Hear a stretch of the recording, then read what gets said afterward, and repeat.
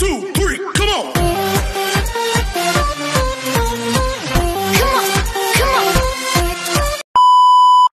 Hello beautiful people! Welcome back to my channel. This is your Mama Sam. Hola mga amigo, amiga, kumare at kumpare. Kamusta kayong lahat? Sana lahat po kayo ay okay at safe ngayong araw na ito. At syempre kung ako naman ang tatanungin nyo, nakikita naman ninyo ang beauty ng Mama Sam ninyo. Fresh overload pa rin, di ba?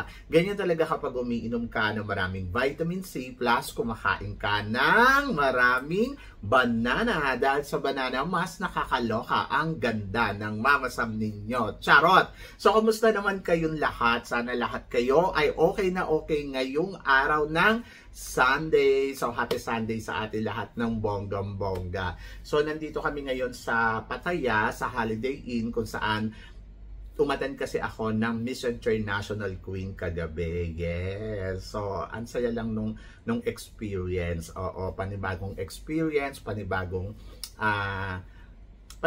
kwento. Yan. At syempre, dito kami naka-check-in sa Holiday Inn Express kung saan lagi naman kami taon-taon nandirito ni Nu. Kaya ang sarap lang ng feeling, parang anniversary lang lagi. And then, of course, anniversary namin ni Nu ng 12 years today. Di ba? At ayun nga. So, syempre, marami akong hatid na chika. Pero bago ako chumika, gusto ko munang magpasalamat. Ayan, unahin ko muna ang pagpapasalamat sa inyong lahat. Lalo-lalo na yung mga laging sumusuporta dito sa Mama Sam Vlog, araw-araw, lagi-lagi. Maraming salamat. At saka syempre sa mga bago nating subscribers, hello po sa inyo lahat. Maraming salamat guys sa pag-subscribe ninyo, syempre dito sa channel ko. At syempre sa lahat naman ng solid talagang Mama Sam, yung nanonood talaga sa lahat ng channel ko. Maraming salamat. Ang nakikita ko talaga sila Barbet Elizalde, Rosel 2016, ayun, talagang very active yan sa panonood na lahat ng channel ko at maraming salamat. And then of course, gusto ko rin pasalamatan si Christine Ann Perez na lagi talagang nakasupport sa akin ng buong puso. At saka syempre si Madam Catherine Kane. Yes, di ba? Ang saya lang. At dahil sa kanila, lalo ako na-inspired sa mga ginagawa ko. Kaya maraming salamat. God bless you us and more power. Diba? So, eto na nga. Marami akong hatid na chika sa inyo. Diyos ko, Lord. Na talaga naman, magtataas ang kilay ninyo ng bonggang-bongga sa mga pag-uusapan natin ngayon. Kaya guys, huwag na nating patagalin ang ating mga chika. So, para sa una natin chika, Miss USA, waging-wagi sa Miss International Queen. Anong chika mo dito, Mama Sam? Yes, ang Miss USA nga ang nagwagi.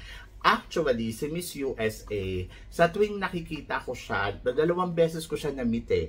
Yung una yung sa Bangkok, yung kanilang talent show. So, na-meet ko siya doon and then nag-usap kami. Sabi ko parang, sa'yo mapupunta ang corona. Ramdam ko talaga sa kanya. May mga video ako dyan.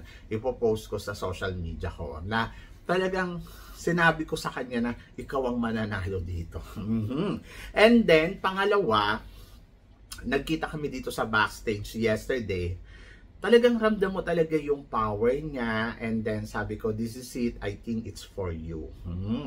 So yun yung mga naramdaman kong eksena kay Miss USA. At parang talagang siya yung nakikita kong magwawagi ng Miss International. Pero sa pageant kagabi, parang mas deserve ni Miss Cuba more than kay USA kung yung pageant ang pag-uusapan.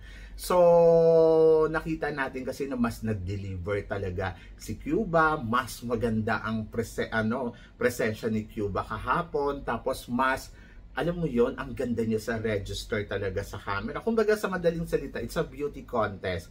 Waging-wagi yung beauty na meron ito si Cuba. Pero kung personality talaga ang pag-uusapan, mas panalo sa kanya si Miss USA. At I think kaya napili ng organization si Miss USA. So kahapon parang dapat ang nanalo ay si Cuba. Dahil sa Q&A magaling, but hindi kasi pwedeng maging basihan lang natin ang pagsalita ng Q&A kasi in total package dapat ng kandidata ang makita talaga ng organization at yun yung napili. And then, sabi ng organization, ang kanilang scoring is from day 1 until the coronation night. So, parang naguluhan lang ako. Anong silbi ng, ng coronation ninyo at saka preliminary competition kung ang observation pala ninyo ay from day 1, di ba? So, dapat yung from day 1 hanggang prelim. So, doon nyo dapat pipiliin kung sino yung makakapasok sa top 12. And then, pagdating sa coronation night, yung mga napili ninyo doon sa top 12, maglaban-laban sila kung sino talaga ang mag-shine like a diamond star doon, di siya ang panalo, di ba? So, yun. So, kaya naloka ako. Anyway, wala naman naganap na dayaan, pero parang kung papanoorin mo kasi at magbe-base ka sa Q&A, mukhang nadaya nga talaga si Cuba. But, gusto ko rin din ipaalala sa lahat na hindi lang sila nagbe-base doon sa Q&A. So, maaaring yes, nakafocus tayo doon sa Q&A, pero baka sa kanila, sa organization at sa judges, maliit na porsyento lang ang Q&A at mas malaki pa rin yung mga category katulad ng total package, body, beauty, and brain, di ba? So, baka mas malaki pa yung mga porsyento din doon. So, wag tayo doon base, baka yung personality talaga, yung kabuuan ng personality niya, ganon. Kasi wala naman silang in-announce na back to zero, di ba? So, yon. Kaya, naiintindihan ko. And then, Miss Philippines, top 6 ang narating dito sa Miss International Queen. Ang chika ko dyan ay dapat nga top 3. Oo. So, dito medyo nawindang din ako kasi kung pagbe-base nga natin ang kagabi, yung presentation ni Ann Patricia Lorenzo, maganda ang presentation niya. At nakita naman natin na talagang kumabog ang lola natin ng bonggang-bongga. At lalo na sa Q&A, nakita ninyo si Miss USA, kinabahan siya nang sumagot si Patricia. Nag-iba talaga yung aura niya doon sa entablado, na wala yung kumpiyansa niya na parang ako ang mananalo dito. Ganon. So, yon. So, nakita ko talaga kung paano nag-change yung aura ni Miss USA after ni Patricia Lorenzo Diaz sumagot. So, sabi ko, ang galing ni Ann. Nakakaloka. As in, nakakaloka. Oo.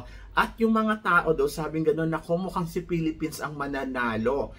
Pero sa kabilang banda, nagulat tayo kasi si Vietnam ang ipinasok nila sa top 3 na parang ang reaction ko doon, anong nangyari? Ganon, nawalan talaga ako ng gana sa kanila at lumabas na ako at nandoon na ako sa may sofa. Hinintay ko na lang yung announcement. Sabi ko, Diyos ko, nawindang naman ako sa mga pangyayaring to. Kasi hindi ko naiintindihan kung saan nila kinuha yung pagpasok ni Vietnam. Kasi mas deserve ni Patricia na makapasok sa top 3 more than kay Vietnam kung Q&A ang pagbabasihan. Pero eto na naman ang paliwanag dyan. Mas total package daw etong si Vietnam dahil sa tangkad, beauty, ayon, kaya daw to nakarating dun sa Pero kung tutuusin dapat demerit na yan kasi 2 minutes ang kanyang sagot. 2 minutes siyang nagbabad doon sa Q&A na yon, kasama na yung kanyang ching chang chang chang ching chang na ganon, yung lingwahe niya na nakakaloka na hindi ko naman naintindihan yung sinabi, na pinaganda naman ng interpreter. Na yung parang feeling ko, ang interpreter ang sumagot, ang nabigyan pa sila ng panahon. Imaginein mo yung interpreter, parang ang perfect ng pagkakasagot niya. Parang gusto kong tanong, naintindihan mo lahat? So, yan. Ganun ba talaga yung pagkakasabi? Kasi yung kay Laos, yung interpreter ni Laos, parang hindi naman niya na-interpreter ng bonggang-bongga. Pinaganda niya yung sagot. Parang hindi naman ganun yung sinagot ni Laos. Miski pa paano naman, nakakaintindi naman ako ng salita sa Lao. So, yan. Nakakaloka lang, tumbling lang ako. Kaya ang sagot ko doon, may chin. Ang ibig sabihin nun ay hindi totoo. Ganon. So, yan. Nakakawindang. Anyway, wala naman tayo magagawa. That is the result. At saka, syempre, respetuhin natin yung decision ng may-ari o saka ng organization. So, na-meet ko yung may-ari kagabi, ang sagot niya sa akin, happy ka ba Kulang na ng sagot ko, hindi. Siyempre, ang sagot ko sa kanya, yes, I'm happy. Congratulations. Ganon. So, wala naman tayong magagawa. So, eto, sabing ganon, sa Miss USA daw, last two standing daw, si tawag dito, sa Miss International Queen USA, last two standing na nga itong si Miss Cuba at saka si USA. So, ang nanalo ay si USA at first runner-up niya si Cuba. So, pagdating naman dito sa Miss International Queen, ganun na naman ang nangyari. So, winner si Miss USA at first runner-up si Cuba. So, parang dalawang beses na sila nag-rematch ngayong taon na to. Eh di, ayan na, napatunayan na talagang hindi siya mananalo kay USA. So, kung nangyari yun nung una nilang laban sa Miss USA and then nabigyan sila ng pagkakataon na mag-rematch, so ibig sabihin talaga, hindi niya kayang talunin si Miss USA. Magaling siya pagdating sa communication skills, totoo naman yan. At talaga namang agree naman ako dyan. Kasi talagang magaling naman talaga itong si Miss USA pagdating sa personality. Oo. Pero si Cuba, magaling siya kung paano kumuda at talagang makuda talaga ang Cuba. But ang analysis ko dyan, kasi yung kahit nung tawag dito, nung talent show nila, hindi ako makonvince na si Cuba ang mananalong Miss International Queen. Kahit na sobrang ganda niya in person, sobrang sophisticada yung dating, and then sobrang panalo talaga kung paano umeksena. So, ako para sa akin ay hindi ko talaga siya makitaan na ay nako, ito na ang mananalong na Miss International Queen. Hindi ko nakikita, pero yung nakausap ko siya, magaling siyang magpaliwanag, magaling siyang sumagot. I love yung kung paano talaga siyang mag-deliver ng sinasabi niya. Pero, yung personality kasi, ayun yung pinag-uusapan dito. Yung personality na kung paano niya i-represent yung sarili niya. Kasi hindi naman siya nag-a-apply ng trabaho sa isang malaking kumpanya na parang mag-o-opisina at parang maging manager doon. Parang ang feeling ko, nasa beauty contest siya, dapat meron siyang bubbly personality kasi masyado siyang seryoso. Yung alam mo yun, yung sophisticada nga yung datingan niya, yung hindi po pwedeng ganon. So dapat nandoon ka sa katulad ng character ni Miss USA na yes, mas magaling siya kay USA, the way kung paano magsalita, pero si USA, matatalo talaga siya pagdating sa presensya. Yung alam mo yung pag kinausap mo siya, she's very loud. Ang iniingay niya, ang saya-saya niyang kausap. Ayun ang meron si Miss USA na hindi niya magawa. Kaya, kahit 2 beses sila nag-rematch, gawin pa natin yung 3, paulit-ulit lang na magiging first runner-up siya kay Miss USA kung hindi niya talaga babaguhin yung personality niya. So, dapat talaga personality ang ipakita niya. Ganon. Kaya, nakakaloka, nakakawindang. Anyway, wala naman tayong magagawa. That is the result. Sabi ko nga sa kanya, maging happy ka sa resulta. At kung ano man, kasi talagang sobrang nasad siya. Sobrang parang pinagbaksakan siya ng langit at lupa. Parang feeling niya, nadaya talaga siya dito sa competition. Pero ang sabi ko sa kanya, may plano sa iyo ang Diyos. First runner-up is a first runner-up at totoo naman yon. At dapat you have to be happy. Mag-celebrate ka kasi yung iba nga hindi nga napasama sa top sa top 12 ikaw nakarating ka pa hanggang first runner-up. So napatunayan mo na sa sarili mo na kaya mo talagang dumating sa dulo ng competition dito sa labanan kahit pa mapa USA yan or international, di ba? So yun, so happy na lang, ganon. At wag nang mag-react ng bonggang-bongga kasi sobrang wala tayong magagawa diyan. Ayan na yung resulta. At para naman sa sumunod natin, chika, eto nga. Syempre, Ann Patricia Lorenzo Diaz, after na mabash ng mga tao sa Pilipinas, I love na. So, yon. So, ako para sa akin, maganda yan na mayroon na tayong love. Kasi, napatunayan naman na ni Ann Patricia. Sa totoo lang ha, walang mali, walang kulang, wala kang dapat idagdag or wala kang dapat i-comment kundi congratulations. Kasi sa kanyang laban, ginawa niya yung best niya at nakaka-proud. Sabi ko nga, hindi lang dapat siya top 6, dapat talaga top 3. Pero syempre, may desisyon ng hurado, wala naman tayong magagawa doon, pero walang mali sa ipinakita ni Ann Patricia. And then, sana sa mga nambabas sa kanya, sana naman ma-appreciate ninyo yung laban na ginawa niya dito sa Miss International Queen.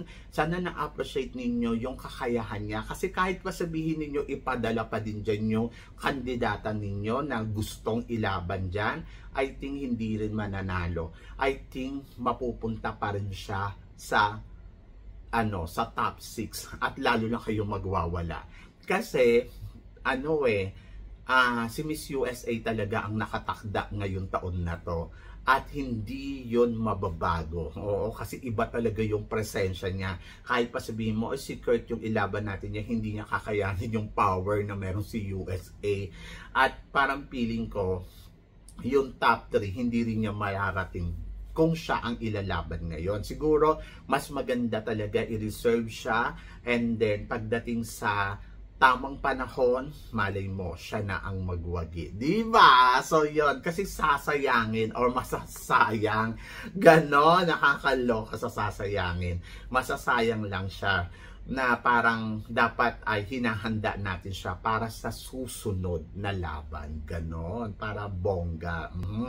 So, yon. So, consistent daw tayo doon sa top 6 mula noong kay Lars hanggang dito kay Ann. 2025, 24, and 23. So, bakit hindi tayo umuusog?